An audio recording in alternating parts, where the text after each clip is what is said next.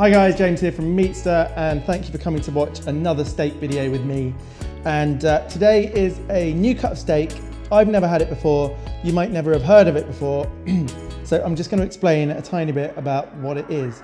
This is called a Denver steak. Now, the Denver steak has no meaning. It wasn't from Denver, and it was just a marketing name. That's what I found out. So there's nothing special about the name. What we do have here is potentially the new Butcher's Secret cut to go along with your skirt steaks, hanger, bavette steaks, things like that. Parts of the animal that normally weren't sold separately, but rather like this one, for example. This comes from the front leg, shoulder, chuck, and often would just have been sold as part of a chuck roast. But some clever soul obviously figured out that this part was slightly better than the rest of the chuck for steak and could be sold at a slightly higher price and just increase the amount of profit from the animal that they've got. Now, it just happens that this is in a part of the chuck that just really doesn't work that much for the animal, so therefore it's much more tender. It has a decent amount of marbling, not a massive amount, and it obviously doesn't have any large bits of fat on it, as you will have seen. You're probably going to want to cook this rare to medium rare, like you will with a lot of these lean cuts.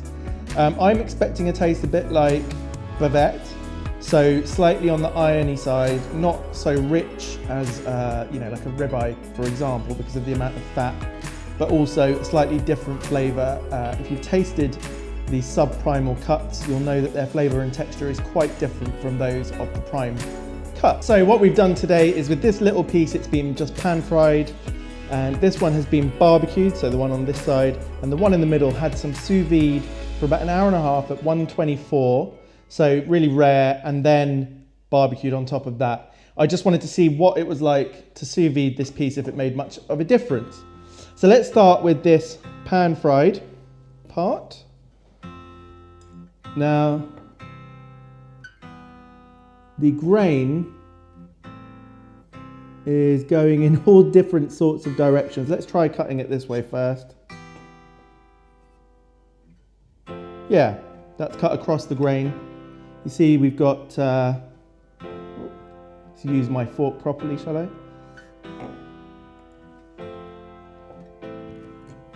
There we go. We've got a nice medium to medium rare. Yeah, I would say that's medium rare. Excellent. Okay, so let's cut this. This is the sous vide. Okay. Yeah, this is also medium rare. And then finally, just the barbecued one. And excellent. That's also medium rare, slightly more well done than that, but it's still falling into just before that medium. So it's got a strong smell. It does smell like a hanger steak. It's got that slightly gamey aroma. Maybe not gamey, but it has that irony blood smell, which obviously is not everyone's cup of tea. For me personally, this would go really well with a red wine like a Beaujolais, something crisp, and I think it would cut across that irony flavour really well. But just for this meal, I haven't got any wine with me, so let's see what this steak does for me. Right.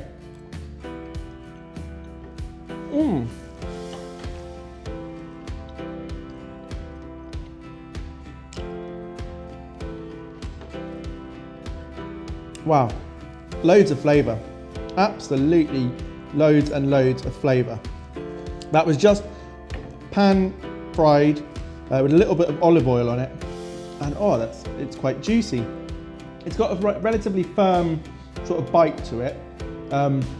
You know, at medium rare, I wouldn't say it was tender, but it's certainly not really chewy. There's a bite to it. It reminds me of a good hanger steak, good bavette steak, but actually this has a slightly finer texture, so I'd say this is more tender than either of those. So I'm curious as to how the sous vide one will have done. Often sous vide ends up not being my favourite out of any cooking method. I don't know what it is, it just doesn't seem to have the same intensity of flavour when it's been sous vide. But here we go.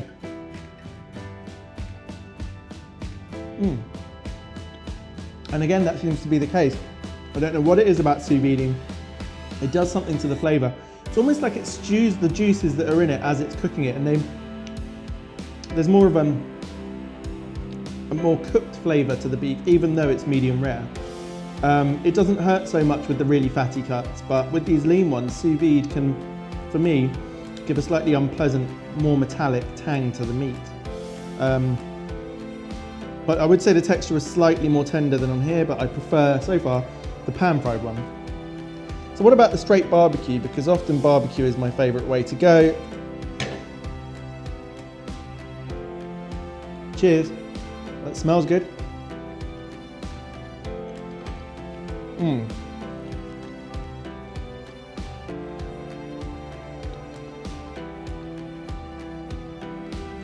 Well, it totally knocks the sous vide one out of the park. As I said, it's a subtle thing. Something about cooking the beef for an hour and a half in the sous vide, it does something to the flavour of it. It does something to the texture of it that alters it. And I'm not a massive fan for most cuts of steak. So for me personally, I wouldn't go with the sous vide. Between these two though, I think it's more tricky on this one. For some reason, the pan-fried one,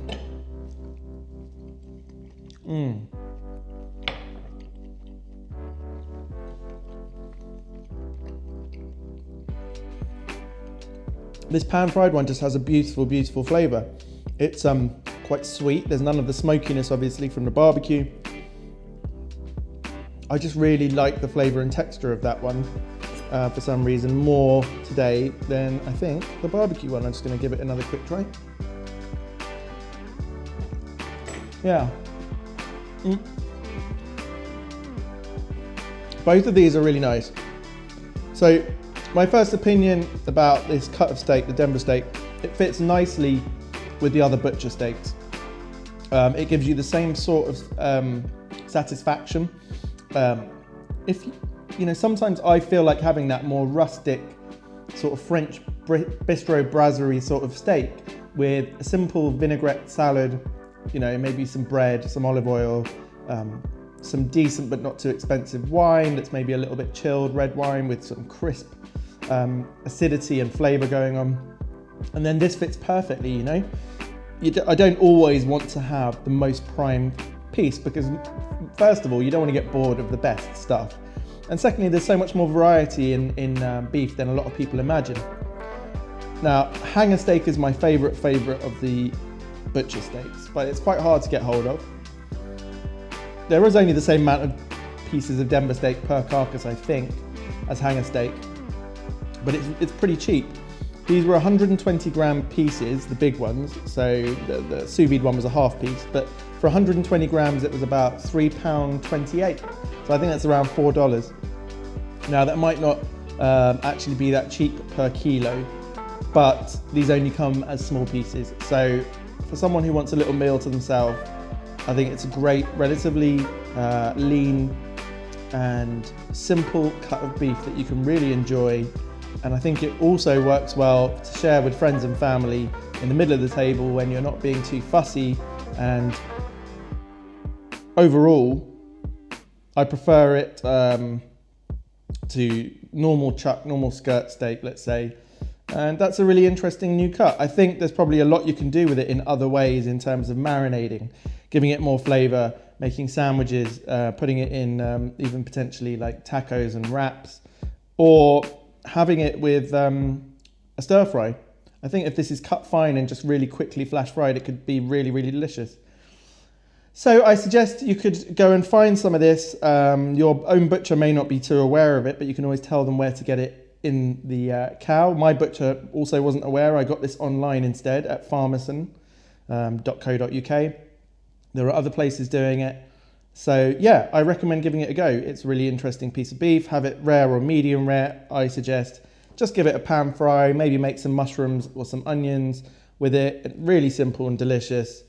So I think you'll enjoy it. Well, anyway, this is a new cut of steak just to add to the repertoire. So I hope you can enjoy it. And if you've enjoyed this video, please give it a thumbs up. It's a massive help for us at the channel, and please subscribe if you like this sort of content. And otherwise, just have a good day and we'll see you next time. Cheers.